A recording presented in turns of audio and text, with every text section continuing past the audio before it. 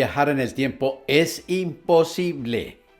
No afirmo que tengamos respuestas, tampoco afirmo que no exista nada. Lo que afirmo es que el tema amerita pensarse, reconsiderarse, ampliarse, investigarse y, lógico, llegar a unas conclusiones, porque no todo lo que se ve es la verdad. Este no es un espacio de sensacionalismo, es un espacio para comprender la realidad extraterrestre. Y aquí lo que vamos a hablar es más allá de la evidencia. ¿Por qué la forma biológica del ser humano es incompatible con el espacio? Para ello hay muchos autores, muchos físicos, desde el siglo pasado. Baby Gracia, Carl Sagan lo decía, Stephen Hawking, Roger Penrose de Inglaterra, Richard Feynman de los Estados Unidos, y ahora en esta época hay dos físicos que están de moda, Michio Kaku, un japonés americano o un americano con ancestros japoneses, y el señor Avi Loeb, que es el director de la Escuela de Astronomía de la Universidad de Harvard. Ellos coligen, es decir, acuerdan de que no existen las posibilidades de salir al espacio porque el espacio es incompatible con el humano. ¿Por qué? Porque la velocidad de la luz no es una limitación de ingeniería, es un pilar de la estructura de la realidad. La velocidad, según lo afincó, lo afirmó el señor Albert Einstein en el siglo pasado, la velocidad es la causalidad. O sea, es la velocidad a la que un evento que ocurre aquí puede influir en un evento que ocurre allá. La velocidad viaja a 300.000 kilómetros por segundo. Pues llegar a esa velocidad es imposible según la teoría de las leyes físicas del universo, interpretadas o descubiertas por Einstein. Pero ¿se podría viajar a un porcentaje mínimo de la velocidad de la luz? Podría ser. Se podría propulsar un objeto a velocidades mayores. Ese objeto ganaría energía cinética, o sea, la energía del movimiento del cuerpo como tal. Pero al acercarse a un límite alto de velocidad, ocurre un fenómeno extraño. La energía que introduces deja de incrementar significativamente la velocidad y comienza a hacerlo efectivamente el objeto más pesado en términos de masa, de acuerdo a la teoría de la relatividad de Einstein. Cuanto más empujan un objeto, más se resiente o se resiste el universo. Propulsar una nave con masa al 100% de la velocidad de la luz requeriría energía infinita, una cantidad literalmente interminable. No existe suficiente energía en todo el universo observable, que es poco lo que observamos, para acelerar un solo gramo de arena por el universo a la velocidad de la luz. Esto es un muro infranqueable. Así que cuando las personas preguntan ¿por qué los alienígenas no pueden simplemente viajar aquí más rápido, visitarnos, estar entre nosotros? La respuesta es elemental. Es imposible. Aunque habiten el mismo universo, deben de obedecer las leyes de Einstein y se convierte en una pesadilla del viaje interestelar. Y si se decide viajar al 10% de la velocidad de la luz, es lenta esta velocidad para las velocidades que se usan en el cosmos, pero asombrosamente rápido para los humanos. Y aquí llegamos al tercer veredicto que tienen las leyes del universo en contra de que se pueda tratar de viajar dentro de él. Es la tiranía de la ecuación del cohete, que fue descubierta por un ruso, un físico ruso, en el siglo pasado, a comienzos del siglo pasado, Konstantin Tsiolkovsky. Y él dice en su ley que para propulsar una nave se requiere combustible, pero el combustible tiene masa. Para mover el combustible que propulsará la nave, necesitas un combustible adicional, extra, que también tiene masa. Si ese combustible necesita más combustible y todo se vuelve más pesado, más combustible para acelerar, más pesado, más combustible para poder aterrizar en un planeta, ya sea en la Luna o Marte, se necesita que desde la Tierra se lleve ese combustible. Y entonces salir de la Tierra va a ser más difícil y más pesado, porque para salir de la Tierra se necesitan 35 metros por segundo, y eso no lo dan sino los nuevos motores de la NASA y los motores de SpaceX, los 30 motores o 42 motores que al mismo tiempo rugen y estremecen los oídos de la gente que está observando cómo los cohetes salen, y algunos sí llegan, otros se explotan en el espacio. Si utilizan antimateria como combustible, que es una de las cosas que los físicos dicen, sería el más potente de los combustibles conocidos. Se produce en un acelerador de partículas átomo por átomo. Cuesta miles de millones producir unos pocos nanogramos, pero un solo gramo podría destruir toda una gran ciudad. Y la triste realidad en la Tierra es que para sintetizar suficiente antimateria para alimentar una nave estelar, se tendría que aprovechar toda la energía de una civilización durante millones de años solo para llenar un tanque. El universo opera bajo un análisis implacable de costo-beneficio.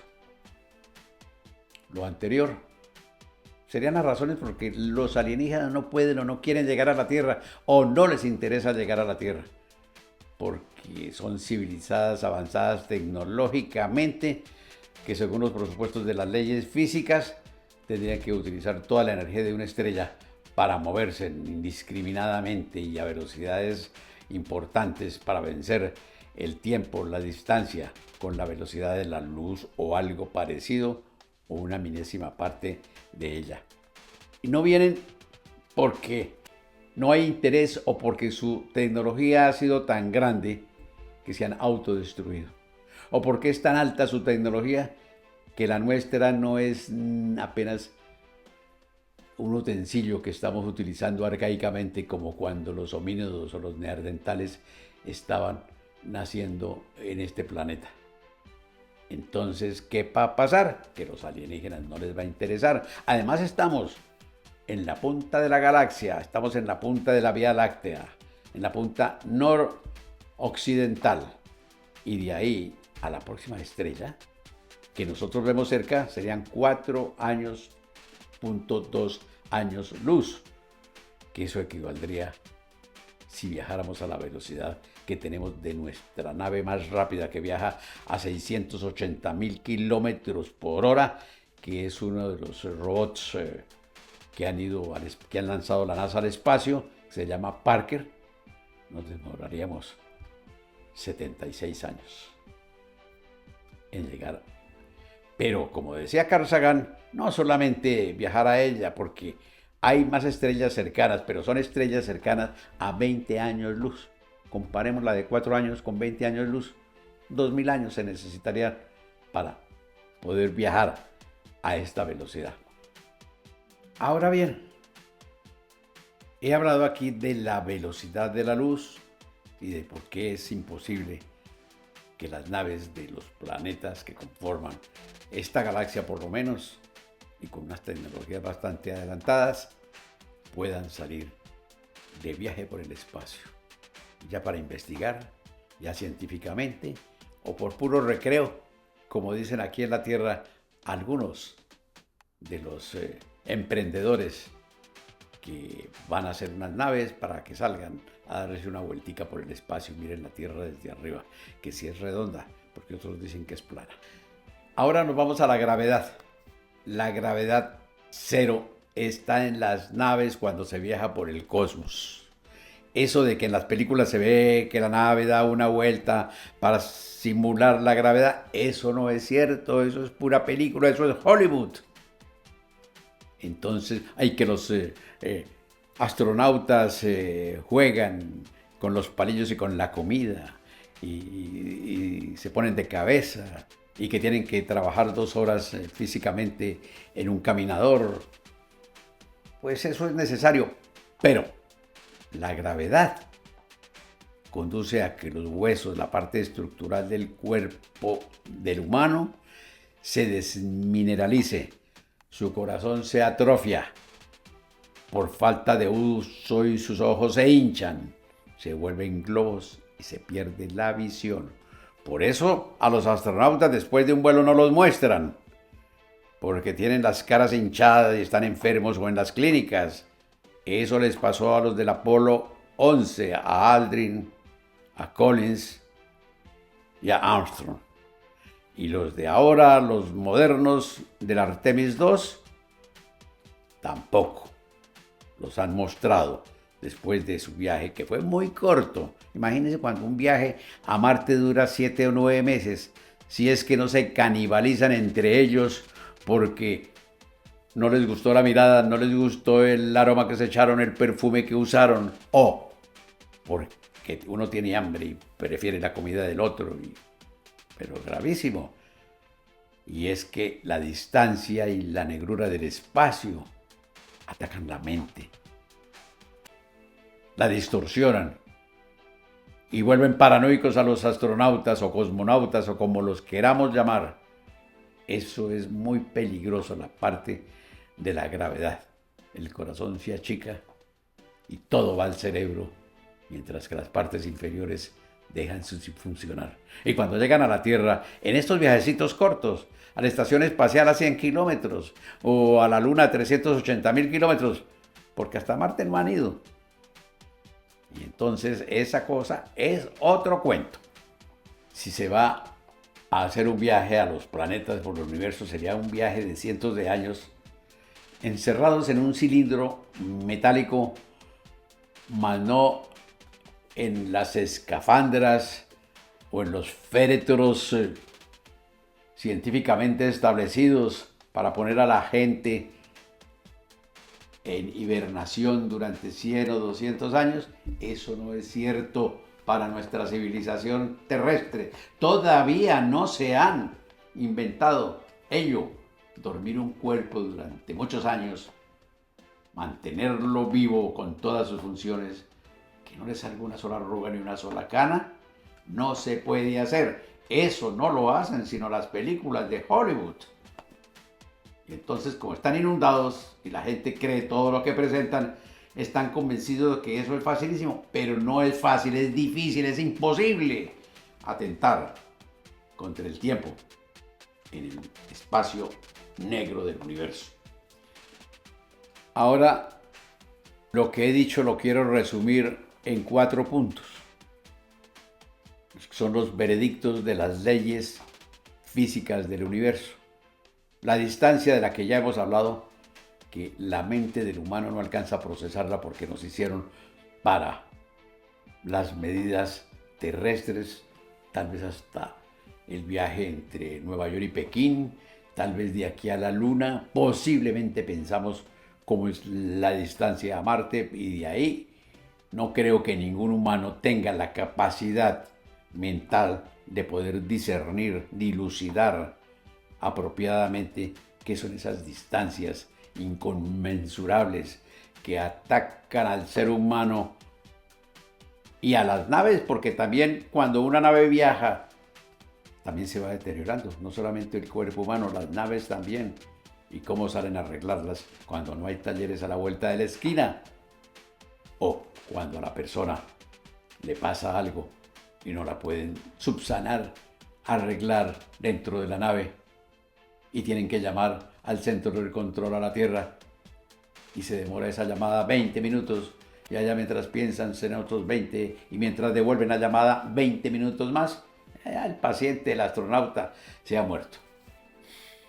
El límite de velocidad desafía Esa la ingeniería. Ahora, vamos a hablar de costos, porque los costos de energía quiebran a cualquier civilización, cualquier intento de viajar dentro de la galaxia u otras galaxias. Les voy a poner un ejemplo. El proyecto Apolo gastó en pesos de ahora más de 120 mil millones de dólares. Y el proyecto Artemis, que hasta ahora llevamos 2 lanzamientos, va por 150 mil y falta el tercero para, dizque el año entrante, lo cual no lo creo yo por mis investigaciones. Creo que por allá está el año 28 o 29, que es donde posarán 4 astronautas en una cápsula de 6 metros de diámetro en uno de los polos de la Luna. Si es que la Federación de Planetas Habitados de la Galaxia, la Federación Extraterrestre, deja que se vuelva a la Luna. Porque ellos prohibieron que se volviera a la Luna después de 1972, que fue el último cohete Apolo que lanzaron. ¿Y por qué? La razón fue porque nosotros los humanos, los gobiernos, lo que hacemos era probar una serie de energía atómica, de bombas nucleares, de cohetes. Los Estados Unidos, el Imperio de Occidente, probó 2000 cohetes y el Imperio de los Zares otros 2000.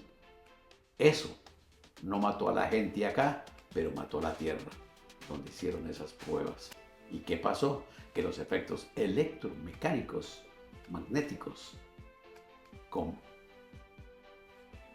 cogieron la atmósfera, elevaron todos esos efectos, los trasladaron al espacio, afectaron a los planetas del sistema solar y a los planetas habitados de la galaxia, que son muchos.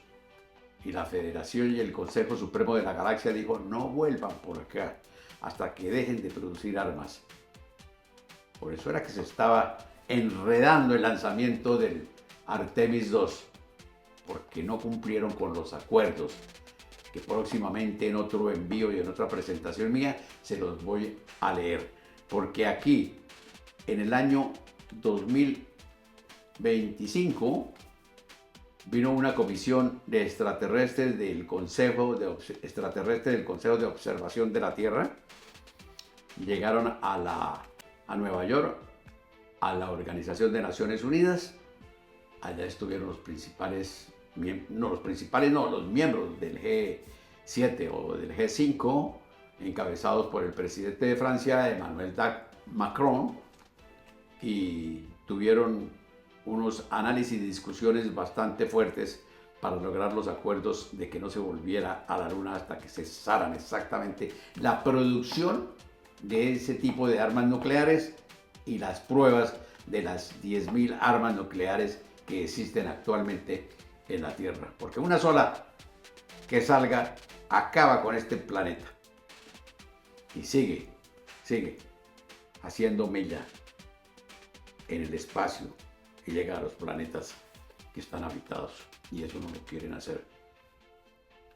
La segunda visita la hicieron tal vez hace 2 o 3 años, pero la hicieron al Salón de Crisis de la Casa Blanca. Se aparecieron allá. Hubo escándalo. El servicio secreto no sabía qué pasaba. ¿Quién había logrado pasar todas las talanqueras que les ponen? ¿Cómo estaban sonando las alarmas dentro de la sala de la Casa Blanca? Que se reúne el presidente con todo su gabinete y todo su gobierno en la sombra y todas las agencias de defensa de los Estados Unidos y de defensa del planeta. Pero al llegar allá, oh sorpresa, que encontraron 9 personajes muy similares a nosotros, los humanos, con la misma forma de hablar, mirar y conducirnos, las mismas caras, muy bien vestidos. Se sentaron y empezaron a dialogar con el presidente, porque ellos también traían a su director del comité que venía de una de las sedes de la Federación Extraterrestre de Planetas Habitados de la Galaxia. Creo que era la base número 111 con sede en Phobos, que es un satélite de Marte.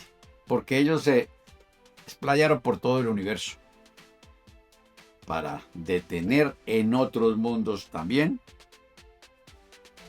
estas anomalías de las armas nucleares. Y donde no se pusieron de acuerdo y no cumplieron lo que se había establecido, ellos mismos lograron destruir a esos planetas y lograron erradicar a esas civilizaciones. Y eso pensaban hacer con nosotros, los humanos, por culpa de los líderes de los imperios, porque hacen caso omiso a las normas universales. Pero vamos a otro punto muy importante. Es el daño que le causa a la biología del cuerpo humano. Se desintegra por el camino. No llega. Por eso he dicho siempre que en el viaje a Marte o se mueren por el camino, o cuando llegan allá mueren porque no piensan en que se puede volver, porque no se puede regresar, y van a morir allá de inanición, porque otra cosa es lo que dicen las películas, el Marte, de que pudieron cultivar papas, y olvídense, eso no es cierto. Eso es lo más difícil, pero las películas aguantan cualquier cosa. Y el tiempo rompe toda conexión. Les había dicho de lo que se demora una llamada al centro de control de la Tierra cuando se está viajando a Marte, que demora 40, 60 minutos. Eso se atenta contra el tiempo. Eso afecta la psiquis de los visitantes, colonizadores o conquistadores de otros planetas. La conclusión es clara.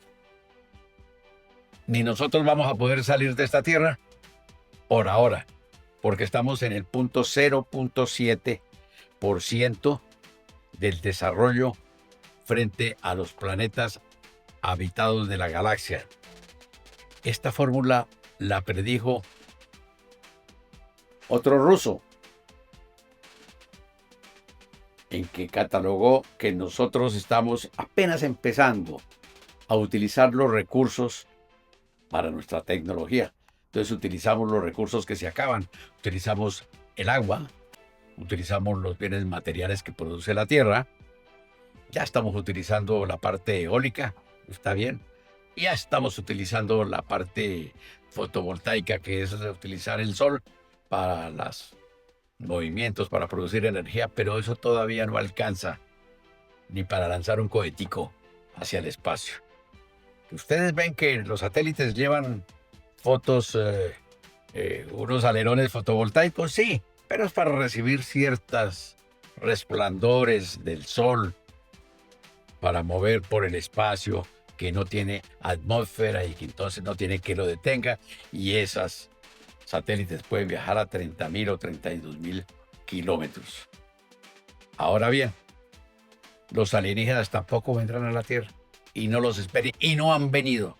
Así de que la desclasificación de que están hablando en este gobierno del Imperio de Occidente no es del todo verdadera ni verídica. Y ya lo dije en otra presentación, en que existen los estudios del libro Azul, del MJ12, del informe Condon y de otra serie de informes.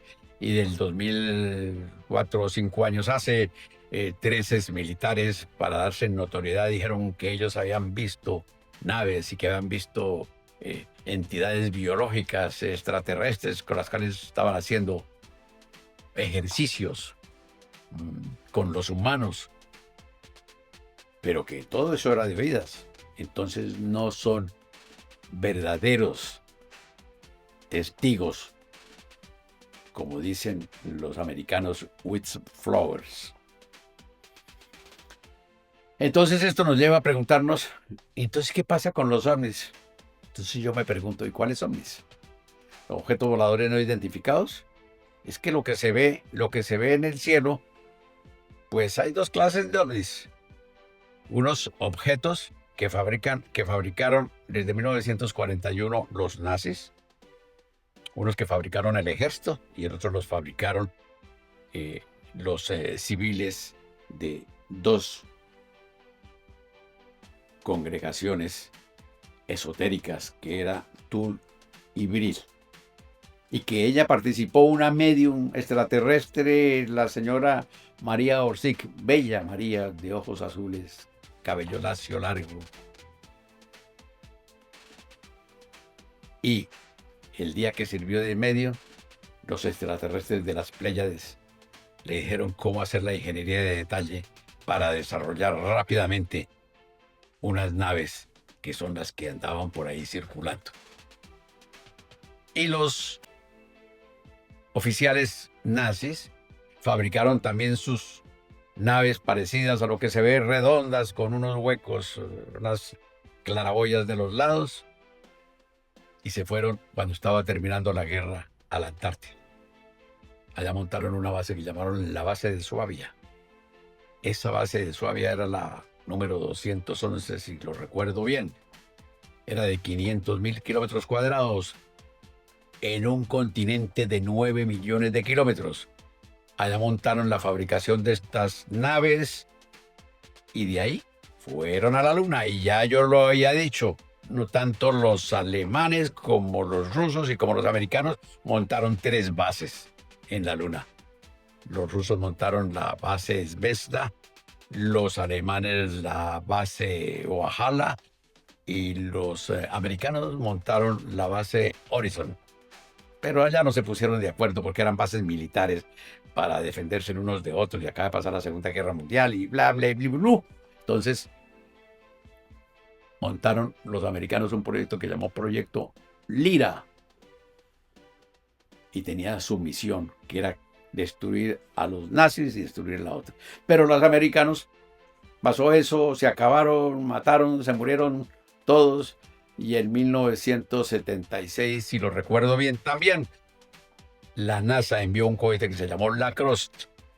Ese cohete Lacrosse, con su energía cinética, la misma por el movimiento que llegó, se estrelló contra la Luna e hizo resonar la Luna durante 3 horas, y pensaron que entonces la Luna no era un satélite natural de Tierra como nuestra Tierra, sino que era metálico, con un forro metálico, porque no debería por qué haber sonado así. Eso también obligó a la Federación y al Consejo de Observación de la Tierra de prohibir que los humanos volvieran allá, porque hasta los estaban atentando con cohetes, imagínense. ¿Y ese cohete qué más hizo? Pues destruyó lo que quedaba de las construcciones de las 3 bases para callarle todo a la humanidad. Esos son los secretos de la NASA, los cuales los puse en uno de mis 10 libros que he publicado sobre más allá de la evidencia extraterrestre, más allá de los fenómenos aéreos no identificados.